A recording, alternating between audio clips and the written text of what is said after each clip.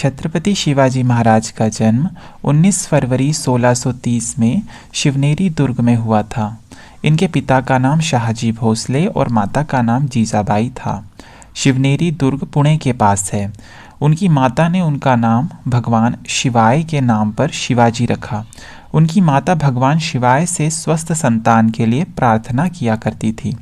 शिवाजी के पिता शाहजी भोसले एक मराठा सेनापति थे जो कि दक्कन सल्तनत के लिए कार्य किया करते थे। शिवाजी के जन्म के समय दक्कन की सत्ता 3 इस्लामिक सल्तनतों बीजापुर, अहमदनगर और गोलकुंडा में थी। शिवाजी अपनी माँ जीजाबाई के प्रति बेहद समर्पित थे। उनकी माँ बहुत ही धार्मिक थी। उनकी माता शिवाजी को बचपन से ही युद्ध की कहानियाँ तथा उस युग की घटनाओं के बारे में बताती रहती थी। खासकर उनकी माँ उन्हें रामायण और महाभारत की प्रमुख कहानियाँ सुनाती थी, जिन्हें सुनकर शिवाजी के ऊपर बहुत ही गहरा असर पड़ा था। शिवाजी के पिता शाहजी ने दूसरा विवाह किया और अपनी दूसरी पत्नी तुकाबाई के साथ कर्नाटक में चले गए। उन्होंने शिवाजी और जीजाबाई को दादोजी कोंडदेव के पास छोड़ दिया। दादोजी ने शिवाजी को बुनियादी लड़ाई तकनीकों के बारे में जैसे कि घुड़सवारी, तलवारबाजी और निशानेबाजी सिखाई। शिवाजी महाराज का विवाह 14 मई 1640 में सईबाई निमलाकर के साथ लाल महल पुणे में हुआ था। वर्ष 1645 में 15 वर्ष की आयु में शिवाजी ने आदिल शाह सेना को आक्रमण की सूचना दिए बिना हमला कर तोरणा किला विजय कर लिया। आदिल शाही सेना ने उनके पिता को बंदी बना लिया। फिरंगोजी नरसला ने शिवाजी की स्वामी भक्ति स्वीकार कर ली और शिवाजी ने कोंढाना के किले पर कब्जा कर लिया।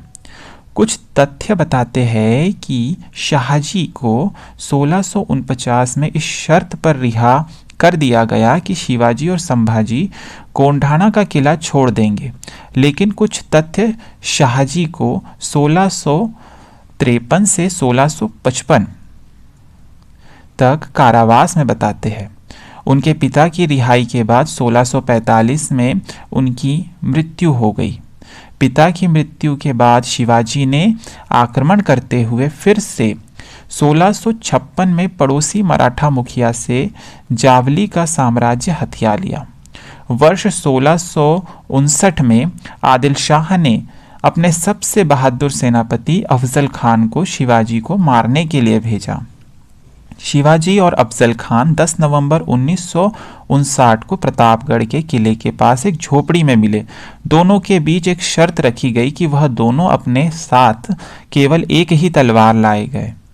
शिवाजी को अफजल खान पर भरोसा नहीं था और इसीलिए शिवाजी ने अपने कपड़ों के नीचे कवच डाला और अपनी दाई भुजा पर बाघ नख रखा और अफजल खान से मिलने चले गए। अफजल खान ने शिवाजी के ऊपर वार किया, लेकिन अपने कवच की वजह से वह बच गए और फिर शिवाजी ने अपने बाघ नख से अफजल खान पर हमला कर दिया।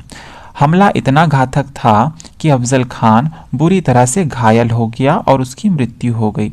इसके बाद शिवाजी के सैनिकों ने बीजापुर पर आक्रमण कर दिया। 10 नवंबर 1959 को प्रतापगढ़ का युद्ध हुआ, जिसमें शिवाजी की सेना ने बीजापुर की सल्तनत की सेना को हरा दिया। मुगलों के शासक औरंगजेब का ध्यान उत्तर भारत के बाद दक्षिण भारत की तरफ गया।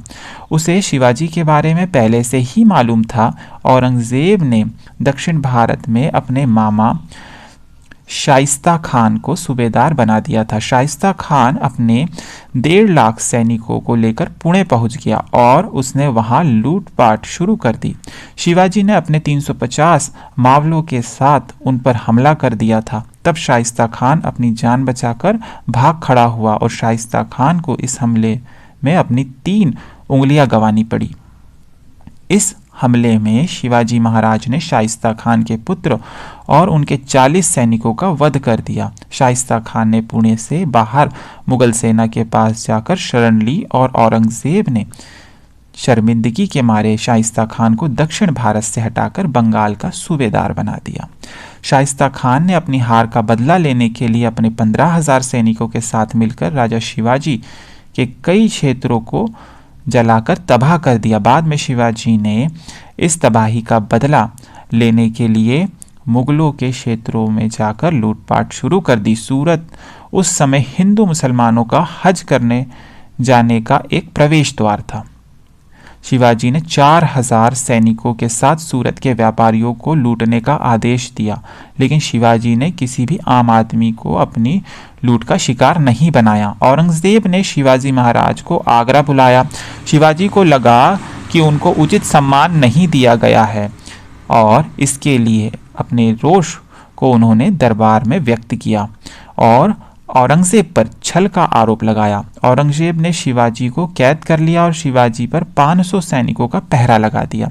हालांकि उनके आग्रह करने पर उनकी स्वास्थ्य की दुआ करने वाले आगरा के संत फकीर और मंदिरों में प्रतिदिन मिठाइयाँ व उपहार भेजने की अनुमति दे दी गई थी। कुछ दिनों तक यह सिलसिला ऐसे ही चलता रहा। एक दिन शिवाजी ने संभाजी को मिठाइयों की टोकरी में बैठाकर और खुद मिठाई की टोकरी उठाने वाले मजदूर बनकर वहां से भाग गए। इसके बाद शिवाजी ने खुद को और संभाजी को मुगलों से बचाने के लिए संभाजी की मौत की अफवाह फैला दी। इसके बाद संभाजी को मथुरा में एक ब्राह्मण के यहाँ छोड़कर शिवाजी महाराज बनारस चले गए। औरंगजेब को लगा कि जयसिंह ने शिवाजी को भगाने में मदद की है। औरंगजेब ने जयसिंह की हत्या विष देकर करवा डाली। जयसिंह के द्वारा पहल करने के बाद 1668 में शिवाजी ने मुगलों के साथ दूसरी बार संधि की। सन 1670 में सूरत नगर को दूसरी बार शिवाजी ने लूटा। नगर से 132 लाख की संपत्ति शिवाजी ने हाथ लगी और लौटते वक्त शिवाजी ने एक बार फिर मुगल सेना को सूरत में हराया। सन 1674 तक शिवाजी के साम्राज्य का अच्छा खासा विस्तार हो चुका था। पश्चिमी महाराष्ट्र में स्वतंत्र हिंदू राष्ट्र की स्थापना के बाद शिवाजी ने अपना राज्याभिषेक करना चाहा, परंतु ब्राह्मणों ने उनका घोर विरोध किया क्योंकि शिवाजी क्षत्रिय नहीं थे। उन्होंने कहा कि क्षत्रियता का प्रमाण लाओ तभी वह राज्याभिषेक करेंगे। बालाजी राव जी ने शिवाजी का संबंध मेवाड़ के सिसोदिया वंश से संबंध के प्रमाण भेजे, जिससे संतुष्ट होकर वह रायगढ़ आया और उन्होंने राज्याभिषेक किया। राज्याभिषेक के बाद भी पुणे के ब्राह्मणों ने शिवाजी को राजा मानने से इनकार कर दिया। इसके बाद शिवाजी ने अष्ट प्रमाण मंडल की स्थापना की। विभिन्न राज्यों के दूतों प्रतिनिधियों के अलावा विदेशी व्यापारियों को भी इस समारोह में आमंत्रित किया गया। इस समारोह में लगभग रायगढ़ के 5,000 लोग इकट्ठा हुए थे और शिवाजी को छत्रपति का खिताब दिया गया। उनके राज्याभिषेक के 12 दिन बाद ही उनकी माता का देहांत हो गया। इस कारण फिर से 4 अक्टूबर 1674 को दूसरी बार उनका राज्याभिषेक हुआ। 2 बार हुए इस समारोह में लगभग 50 लाख रुपए खर्च हुए। इस समारोह में हिंदू स्वराज्य की स्थापना का उद्घोष किया गया था। शिवाजी के परिवार में संस्कृत का ज्ञान अच्छा था और संस्कृत भाषा को बढ़ावा दिया गया था। शिवाजी ने इस परंपरा को आगे बढ़ाते हुए अपने किलों के नाम संस्कृत में रखे, जैसे कि सिंधुदुर्ग, प्रचंडगढ़ और स्वर्णदुर्ग। उनके राजपुरोहित केशव पंडित स्वयं एक संस्कृत के कवि एवं शास्त्री थे। उन्होंने दरबार के कई पुराने कायदों को पुनर्जीवित किया एवं शासकीय कार्यों में मराठी एवं संस्कृत भाषा के प्रयोग को बढ़ावा दिया। शिवाजी एक कट्टर हिंदू थे। वह सभी धर्मों का सम्मान करते थे। उनके राज्य में मुसलमानों को धार्मिक स्वतंत्रता थी। शिवाजी ने कई मस्जिदों के निर्माण के लिए दान भी दिया था। हिंदू पंडितों की तरह मुसलमान संतों और फकीरों को बराबर का सम्मान प्राप्त था। उनकी सेना में कई मुस्लिम सैनिक भी थे। शिवाजी हिंदू संस्कृति का प्रचार किया करते थे। वह अक्सर दशहरा पर अपने अभियानों का आरंभ किया करते थे। शिवाजी ने काफ़ी कुशलता से अपनी सेना को खड़ा किया था। उनके पास एक विशाल नौसेना भी थी जिसके प्रमुख मयंक भंडारी थे।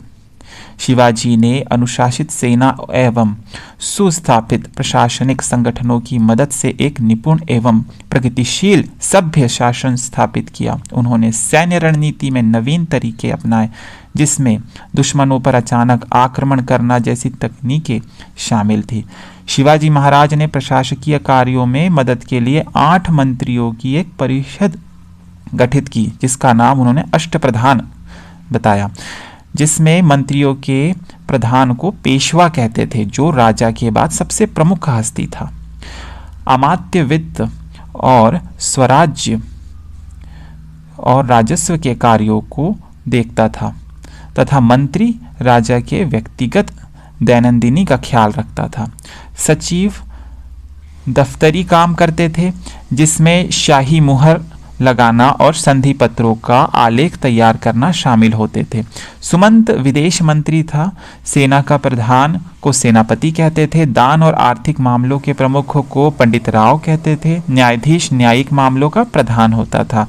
शिवाजी महाराज के बारे में एक पुस्तक गनीमी कावा लिखी गई है, जिसमें उनके शत्रु पर अचानक से आक्रमण करने के कई किस्से हैं। एक स्वतंत्र शासक की तरह उन्होंने अपने नाम का सिक्का चलवाया, जिसे शिवराई कहते थे, और यह सिक्का संस्कृत भाषा में था। 3 अप्रैल 1680 में लगातार 3 सप्ताह तक बीमार रहने के बाद शिवाजी की मृत्यु हो गई।